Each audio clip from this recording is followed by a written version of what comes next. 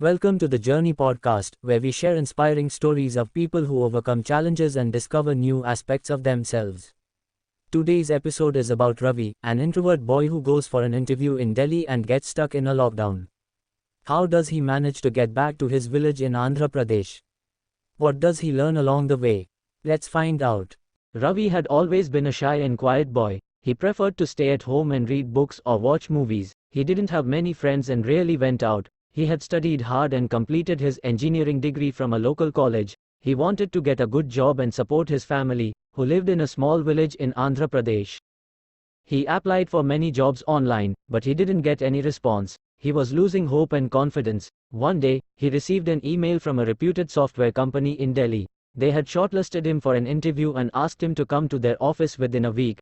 Ravi was overjoyed and nervous at the same time. He had never been to Delhi before. He had never traveled by train or plane. He had never faced an interview panel. He had no idea what to expect. He packed his bags and borrowed some money from his father. He booked a train ticket and left for Delhi. He reached the city after 2 days of traveling. He checked into a cheap hotel near the railway station and prepared for his interview. He studied the company profile, the job description, and some common questions. He tried to calm his nerves and boost his confidence.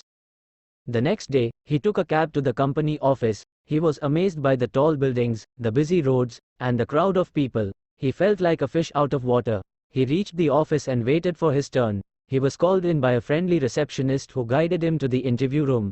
There were 3 people sitting behind a table. They smiled and asked him to sit down.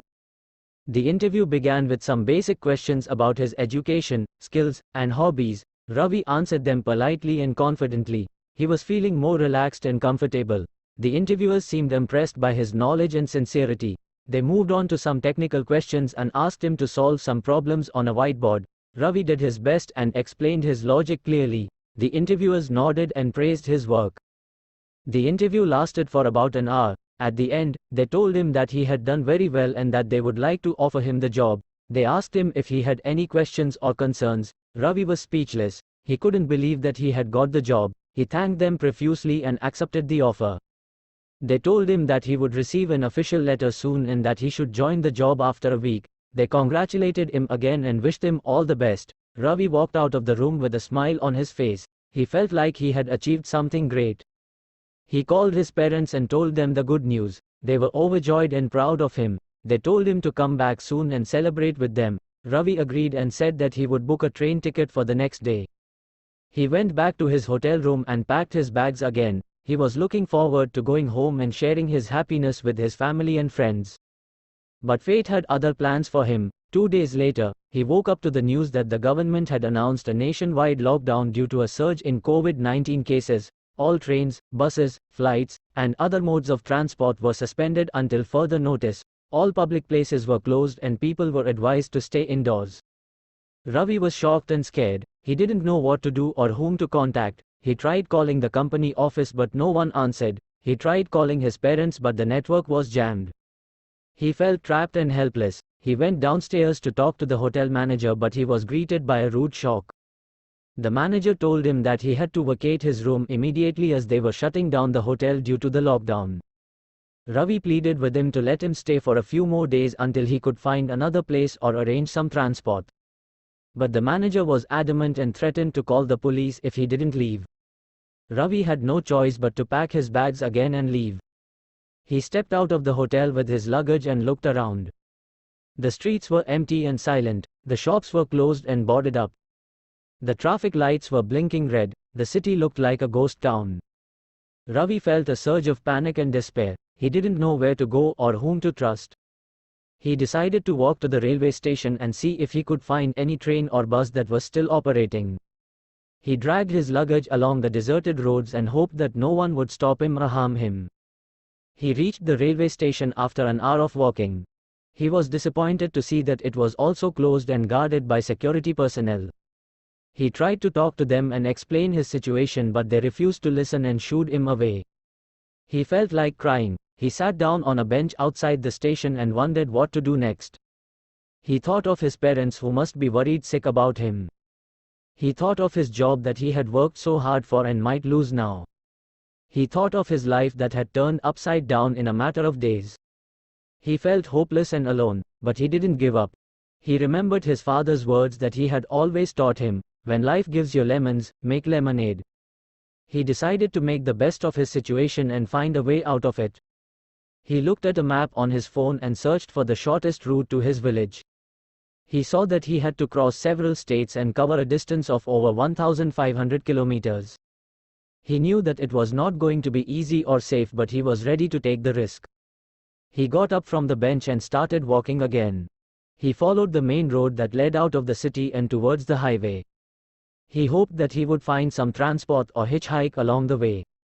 But he was not so lucky. The highway was also empty and deserted. There were no cars, trucks, buses, or bikes that he could flag down or ask for a ride.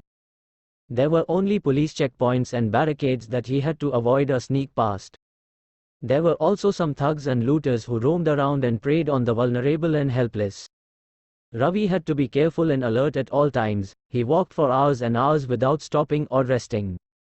He ate whatever he could find in his backpack or buy from some roadside stalls that were still open. He drank water from bottles or taps or wells that he came across. He slept under bridges or trees or in abandoned buildings that he found along the way. He faced many hardships and dangers, but he also met some kind people who helped him or gave him directions or advice or food or shelter. He learned to be grateful and humble for every small act of kindness and generosity that he received. He learned to be brave and resilient in the face of adversity and uncertainty. He learned to be optimistic and hopeful in the midst of despair and fear. He learned to be independent and resourceful in solving his problems and finding his solutions. He learned to be adventurous and curious in exploring new places and meeting new people. He learned to be compassionate and empathetic in understanding and helping others who were in a similar or worse situation than him. He learned to be happy and content with what he had and who he was. He learned to be himself and not someone else. He learned a lot about himself and the world around him. He learned a lot about life. He walked for days and weeks and months. He crossed many states and regions and cultures and languages. He saw many sights and sounds and smells and tastes. He experienced many joys and sorrows and pains and pleasures. He made many friends and enemies and allies and rivals. He had many stories to tell and memories to cherish. He had a journey of a lifetime, and finally, he reached his destination. He reached his home. He reached his village in Andhra Pradesh. He reached his family. He reached his happiness. He reached his lemonade. His family was overjoyed and relieved to see him. They had been worried sick about him since they lost contact with him. They had tried to reach him through phone, email, social media, and any other means possible. They had contacted the company office, the hotel, the railway station, and the police. They had prayed and hoped and waited for his safe return. They had almost given up hope of ever seeing him again. But they never stopped loving him and believing in him. They welcomed him with open arms and warm hugs and tears of joy. They listened to his stories and adventures and experiences with awe and admiration and pride. They praised his courage and determination and perseverance and wisdom. They celebrated his success and achievement and accomplishment and growth. They thanked God and fate and luck and destiny for bringing him back to them. They were happy and proud to have him as their son and brother and friend. They were happy and proud to have him as Ravi.